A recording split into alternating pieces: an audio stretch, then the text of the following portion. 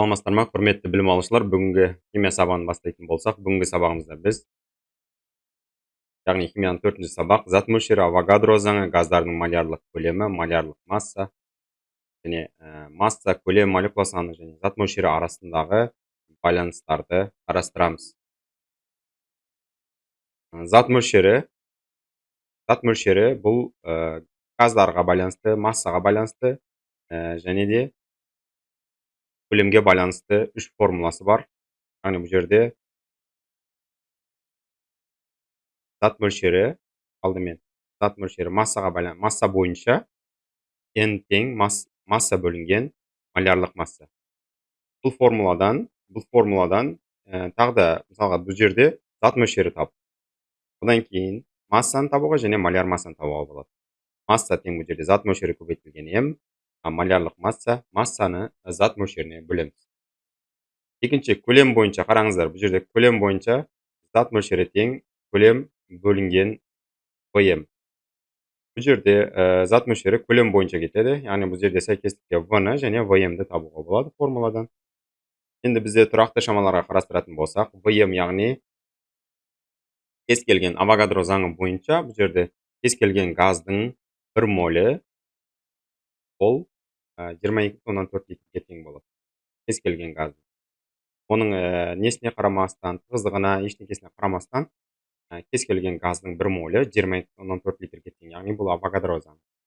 Және де егер молекула саны бойынша зат мөлшерін шығаратын болсақ, бізге ол жерде Авогадро саны керек болады. N Авогадро бізде 6,2, 10 дәрежесі 23.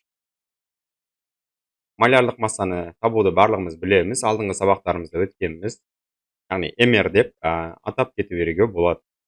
Үшінші формулада бізде N тең үлкен N бөлінген N Авогадро. Яғни бұл жерде N молекула, атом немесе бөлшек саны. Осы үшеуін де қоюға болады. Молекула саны немесе атом саны немесе бөлшек саны. Соны біз Авогадро санына бөлеміз. Сол кезде бізде атом, молекула немесе бөлшек саны бойынша бұл зат мөлшерінің үшінші формула. Енді бұл жерде есептерде көбінесе масса беріп көлем табу немесе молекула санын беріп тұрып көлемді табу деген осындай есептер болған кезде осы 3 формуланы не істейді екенбіз? Бір-біріне теңестіреміз. Мысалға 3 формуланы N1, N2 немесе N3 деп жазсақ, онда біз осы 3 формула, яғни N1, N2, N3 бәрі бір-біріне тең деп аламыз. Сол кезде бізде масса, көлем және молекула сандары бір-біріне тең болады. Яғни масса беріліп тұрып көлем табылатын болса, осы N1 мен N2-ні теңестіріп кетеді. Ал молекула санымен көлем болатын болса, онда осы екі формуланы бір-біріне теңестіреміз. Қазір алда есептер бойынша тағы да қараймыз. Келесі бұл жерде сиқырлы жол әдісінде бұл жерде 4 шаманы қойып қоямыз. Яғни зат мөлшері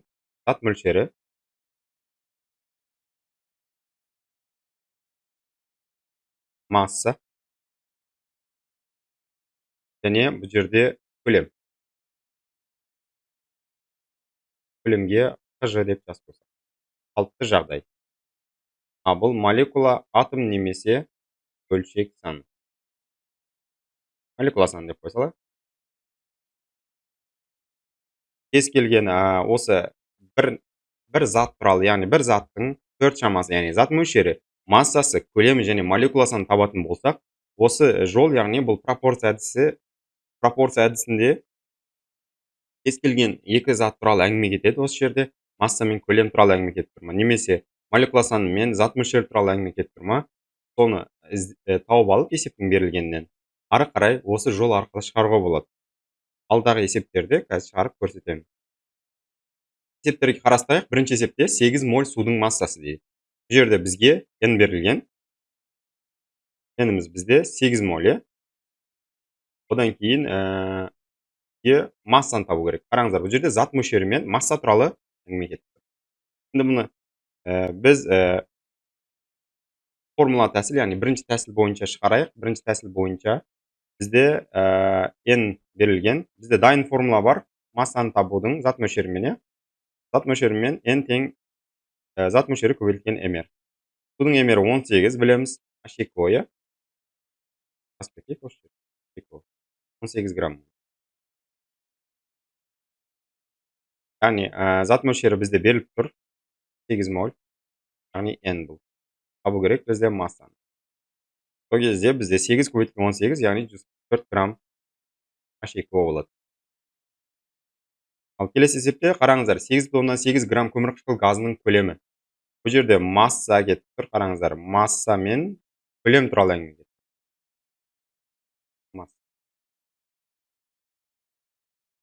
Енді қараңыздар, бізде масса мен көлемнің екеуінің n1, n2 теңестіріп аламыз. n1 мен n2 теңестіріп аламыз. Яғни формула бар еді бізде m бөлінген молярлық масса, v бөлінген vm деген. Осы жерден бізде не жоқ бізде? Нені табу керек? Көлемді табу керек. Көлемнің үстіне x қоямыз. Массамыз бізде 8,8 бөлеміз mr'іміз. Жерде көмірқышқыл газы, иә? Көмірқышқыл газы болса, молярлық массаны есептеуді үйрендік. Салыстырмалы молекулярлық масса 2, 16 көбейтілген 2 тең 42, 12 қоссақ 44 грамм моль болады бізде. Демек, 8,8 грамм бұл жерде масса бізде бұл жерде берілген. 8,8. Басындағы емнің орнына 44. X бөлеміз, vm'іміз тұрақты шама 22,4. Жалпы осы жерден x табатын болсақ, 4,48 литр болады. Келесі есепте молекула саны берілген 2,1 көбейтілген 10 дәрежесі 22 молекула саны бар оттек газының, қараңыздар, оттек газының, негізі кейде оттек деп атайды. Бұл жерде сіздерге түсінікті болу үшін оттек газы біз жаңадан үйреніп жатқаннан кейін, бұл жерде оттек O2 деп аталады. Оттек газының массасы. Егер бізде масса сұрады ма, демек біз mr есептеуіміз керек деген. 16 көбейтілген 2, 32 грамм болады. Грамм моль. Осы формула бойынша қараңыздар, бізде масса, молекула саны және масса туралы әңгіме кетіп тұр. Екі формуланы аламыз, біз бұл жерде n1 тең n3 болады. Масса бойынша және молекула саны бойынша массаны бөлеміз mr'ге, молекула саны бөлеміз n авогадроға. Бізге не керек? Масса керек. Бізге n беріліп тұр. Қараңыздар. X бөлінген 32, m-ді таптық бұл жерде 32. X бөлінген 32 тең 2,1 бөлінген 6,2 дәрежесі. Осылайша x табатын болсақ, бұл жерде дәрежелер қысқарып кетеді. Бұл кезде 1,12 грамм бізде болады екен. Қазірге келесі есепті нақтылап есептеп көрсетемін қазір. Енді осы үш есепті сиқырлы жол әдісі бойынша шығарып көрейік, иә? Сиқырлы жолда бізге дайын тұр. Яғни зат мөлшері, масса, қараңыздар. Зат мөлшері, масса,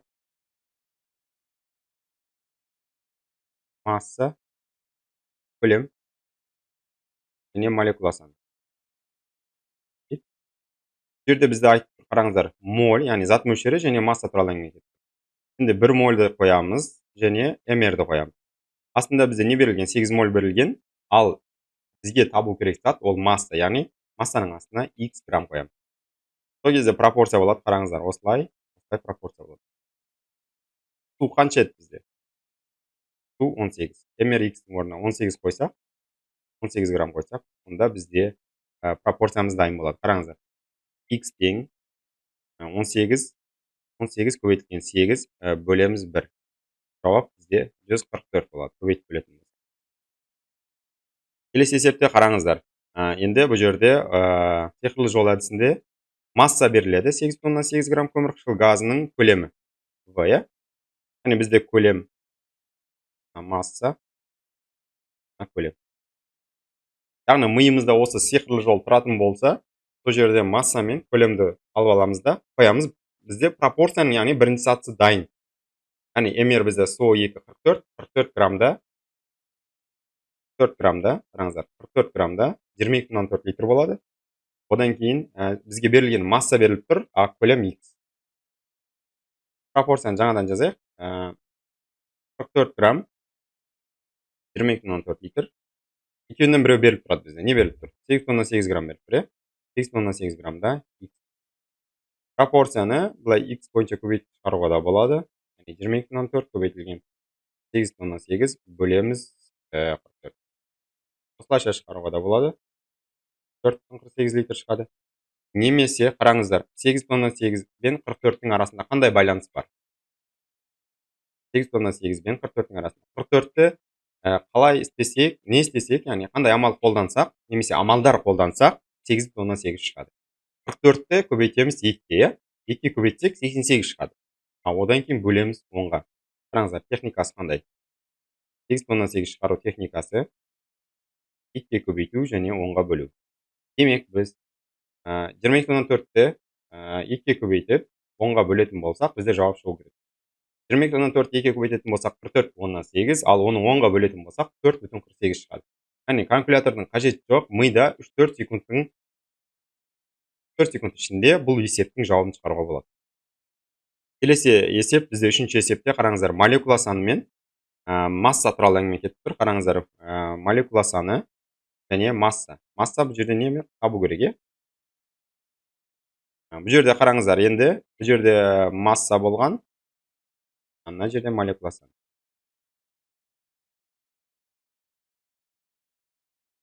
Молекула саны. Қараңыздар, екеуі бізге беріліп тұр. МРО2 бізге белгілі бағана 32. Яғни 32-де, қараңыздар, 32-де сразу 6,2, 10^23. Бізге молекула саны беріліп тұрмай, или масса? Массаны бізге табу керек. Қараңыздар, грамның астына грамм, молекула санының астында молекула санын жазу керек. Пропорция жазған кезде осындай өлшем бірліктері бір-бірінің астында болса, яғни жауап бізде қате шықпайды. Молекула саны бізде 2,1 көбейтілген 10^22. X тең 32 көбейтілген 2,1 көбейтілген 10^22 бөлінген 6,2, 10^23. Осы жерде дәрежелерді үйретіп өтіп кетейін. Егер дәреже, астындағы дәреже үлкен болса, онда қысқарған кезде астында қараңыздар 23-тен 22-ні азайтсақ, 10 дәрежесі 1 қалады. 10 дәрежесі 1 дегеніміз ол, 10 дәрежесі 1 дегеніміз 10, 10 дәрежесі 2 дегеніміз, яғни 10 көбейтілген 10 тең 100 болады. Ал 10 дәрежесі 3 дегеніміз 10-ды 3 рет көбейтеміз дегеніміз, яғни 1000 болады. Осыны есте сақтап отырайық. Тең 32 болды. 2,1-ді көбейтіп, алдын ала көбейтіп алайық. 31 көбейтеміз 32-ге. Тең бөлеміз 6,2. Немесе бұл жерде қараңыздар, сандарды пока жазайық. Және 6,2 көбейтілген 10 дәрежесі 1 болғаны, ол 10-ға тең. Осы есепті шығарайық. 1,100-ден 116. Немесе жоқтап алған кезде 1,112 грамм. Яғни бүгінгі сабағымызды Мұхтар Әуезовтың мақал сөздерімен аяқтасақ, мотивациялық. Яғни білім бақтың жібермейтін қазығы, білімсіз бақ әлдекімнің азығы деген мотивациялық сөзбен бүгінгі сабағымызды аяқтасақ. Назарларыңызға рахмет.